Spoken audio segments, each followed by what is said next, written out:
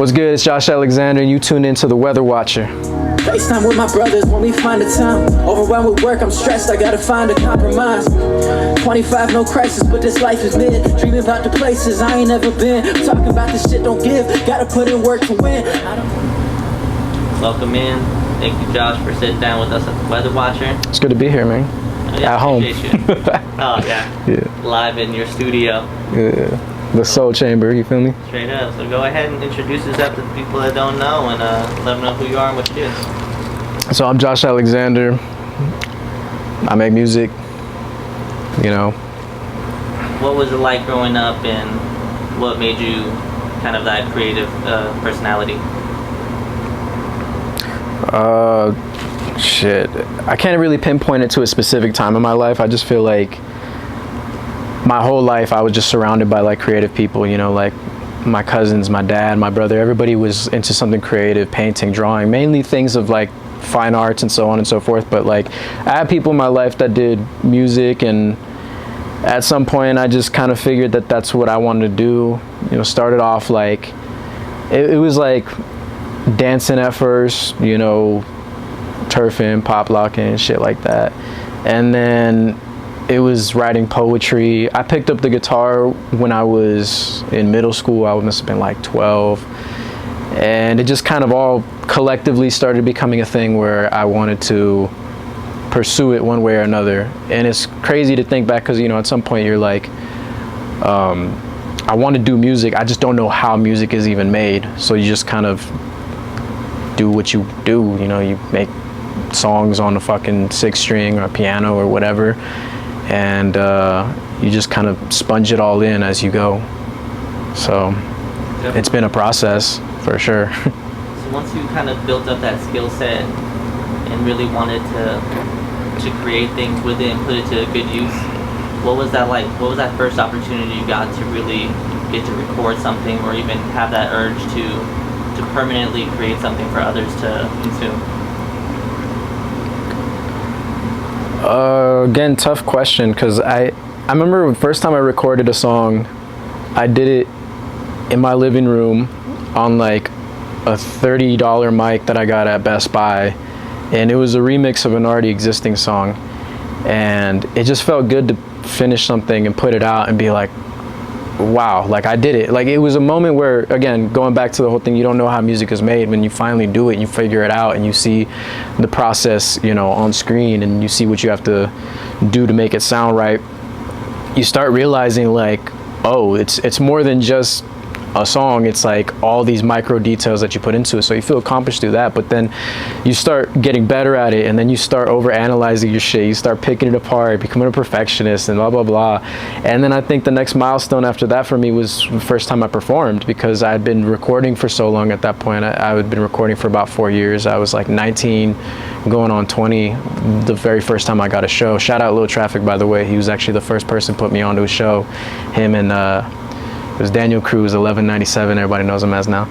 And they put me on. And I remember being unbelievably nervous. I asked my homie at the time, one of the bros, Dede, everybody knows him as 95, if he would hop on stage with me.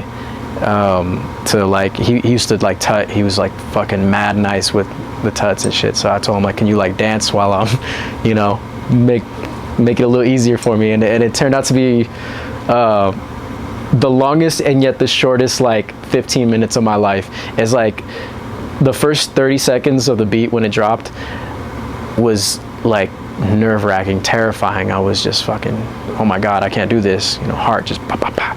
And then you finish that first verse and then it's done. The whole set's done. You're like, I really just ran through like 3-4 songs, and you want to keep going. You want to just you get that energy, and you're like, fuck, I don't want this to end. And that moment right there is when you're like, I want to do this. Like this is definitely for me.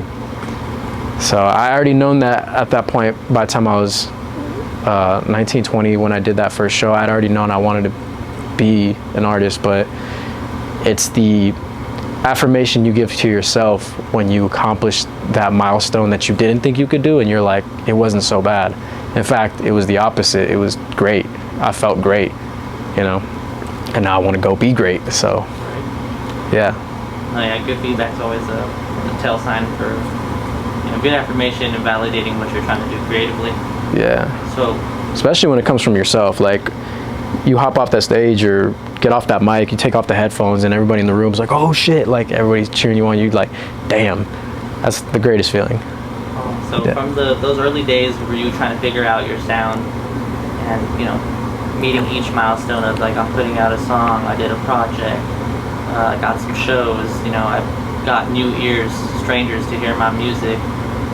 What would you say was a defining moment in your artistry as like your identity of who you are as an artist? When did that start to click and to really like all make sense along this journey? I don't know, man. Identity is fluid when it comes to being an artist. I think you're constantly in a point of evolution. I like to say I'm in a cocoon, and I feel like there's a moment where you feel like you're going to move on to the next thing, and you feel it in your grasp, and then it happens so quickly that you're on to the next thing, and again you're constantly evolving. Like you finish that song and you feel accomplished, but then once it's out, you let the likes, the plays, all the praise come to you for the next few days, and then you're like, well, what's next? I built up this whole moment, and now I gotta get that back. So you put out a project, an EP, a mixtape, whatever, and it's the same thing, a show. You're constantly going for the next thing, and it's the matter of how you look at it. Because if you're chasing the high, then that's a terrible goal to have. Like that's a terrible what's the word? Well, we'll just keep it at goal. You're pretty much chasing the wrong thing at that point, because then your substance lacks. But if you prioritize your craft and what you're putting out, and you get those responses, then you really made something. And your personality as an artist revolves entirely around that. Like one of my favorite artists, I don't know if you can see here, is Michael Jackson. And this guy, every single album that he put out, he had a different aesthetic, a different look. Not just because he obviously was getting whiter, but it was like you see how every time he transforms himself, and it's not just him. It's like any artist that I think is considered great should understand that the name of your artist, if you're Josh Alexander or whoever else out there, it's a fluid thing. Josh Alexander is not a solid object. It's a thing that's constantly going and moving and so on. And where I was 5 years ago, where I was making music consistently and dropping it and putting it out, it's not the same person that's out now, and it's not the same entity that's on these beats anymore. It's not even the same sound, but it's those things that I think really define the entirety of it all, because what happens from point A to point B doesn't matter. It's just once you're there, you can zoom out and look at it. Before we get into the evolution of your sound, what can you say about your current collection of music that is available for consumers to enjoy? If they've never heard your sound before, what could you say to describe that, or even just like what would I say? Like if somebody asked me about Josh Alexander, what song would I tell them to go check out first? Is that what you mean? type of thing? Yep. Oh fuck, I guess it depends on the person, man, because I do a lot of different shit, I would say, because I don't have a lot of music out in terms of like streaming services like Spotify and Apple Music. I don't even think I have like 20 songs out. I have literally like a handful. So you could just run through my whole thing in about an hour. But I would say if you wanted to listen to something that is a little bit more in tune with like what I'm about, capable of, I'd say Banshee, In My Bag. Those are probably the ones that I have people approach me more about. As a matter of fact, none of those songs are new, and yet those are the ones that people still come up to me and say like, that song's tight. So I would say those. Yeah. Definitely. I'll let you know, a personal favorite though, Don't Waste My Time. Don't waste. Fire, man. Classic. Don't sleep on that, people. Available now.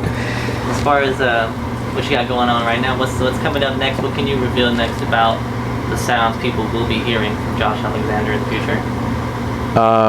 Basically everything that I'm talking about now is just where my brain is at. It's just the wavelength that I'm on, and I feel like I'm channeling that into a project finally. I've been talking about doing an album for so long, and I want to do, I think I'm gonna go with an EP, but I have something in mind for a body of work, at least 5 to 8 tracks in mind.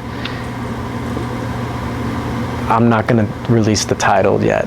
I feel like that's subject to change, but it's in the works and I'm very excited about it. So I would say just be on the lookout for the project. Follow me on Instagram. Just stay updated with the news and the drops and the releases and so on and so forth, whatever I do. It's Joshua Has the Juice, not Josh Has the Juice. That is my old account. I got locked out of that shit. Instagram is a hoe for that. So follow the new one, Joshua Has the Juice. And yeah, just tap in. Oh yeah, man. Joshua Alexander, Weather Watcher, appreciate you for sitting down with us. We're gonna tap in next time and get some more from you. Absolutely, man. You need like a few more lines and it's done. And I've been working on this shit like a fucking crackhead. Yeah. Yeah.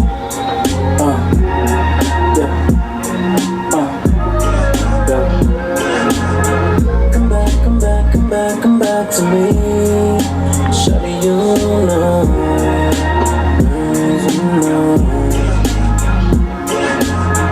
Feeling complacent always made me anxious. I get impatient when you keep me waiting. Left on red like a stoplight, I'm trying to take you places. Give me the green and I can make arrangements. I need a motive, I need inspiration. I need support when I'm in those headspaces. I need some time to fix my situation. You say I'm always flaking. You think I'm bullshitting every time that I say I'm changing. You think I faded for nothing more than a cheap vacation. You let her act like you're perfect, knowing I'll always chase you. And you be, whoa, hold on, I'm not done venting yet. You say that I drink too much when I'm in my zone. That you never see my side of things. That you bringing up my pride again. Like you never been afraid of how deep your thoughts go.